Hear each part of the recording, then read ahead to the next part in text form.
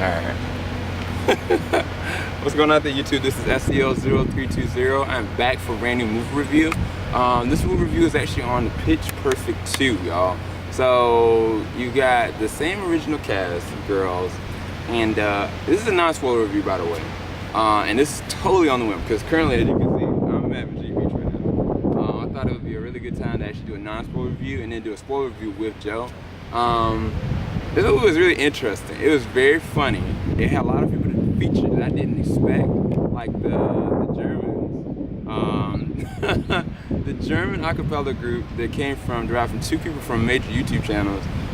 You got Anna Kendrick, the original Fat Amy, all the rest of the cast. They're back for this one, and they're funnier than ever in different ways. You know, even like the Troubles, like Bumper, Jesse, all the different ones, they're back. And this one I really liked it because two different things. It wasn't afraid to take itself too seriously, but at the same time it still tried to keep the same amount of chemistry from the original derived one that kind of came out. And so when I looked at it, I was like, instantly, the first opening skit, I was like, okay, the girls are back. But I was like, I noticed that they were still, I don't know. It was like they were just going all over the place, but at the same time they had a level of excellence with them. They were really different. But I really liked it. And the way that this was shot, I could tell that the production was a lot better, just from how some of the skits kind of came out. When you first see the actual German group actually do their first aqua skit, I was like, okay, the Germans are serious. But either way, like the production, how they did it, they spent a lot more money and a lot more time in trying to make sure the mashups and the riff-offs were a lot more extravagant, a lot better.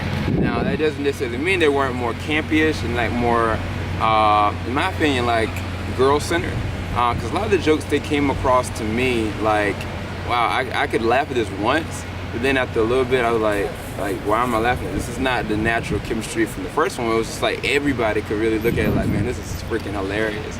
And that might be because some of the girls weren't there initially, but eventually the whole ensemble does come back.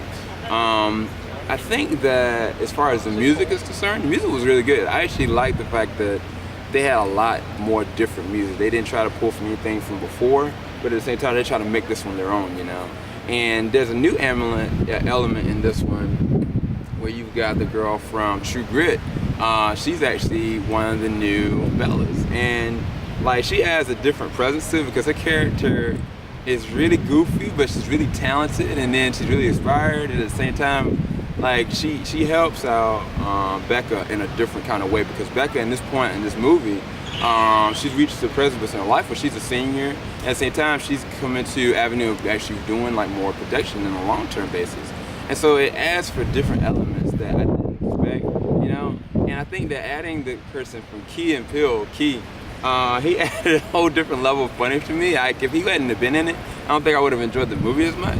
But either way, I thought it was a really good addition. I can see why it maybe beat out like Mad Max, because a lot of females, like if you remember like Titanic, there's a lot of females that actually went back and back and back and back to go and actually watch it. And I mean, for this one, like this is a really girl-centered drive movie. I mean, it's really inspiring in the sense that like it's all girl-driven. You know what I'm saying? Like even though they have inadequacy complex, even though they are losing in the movie, you know, like they still have to find the center together, and that's why they became the Bellas to start with in a different way.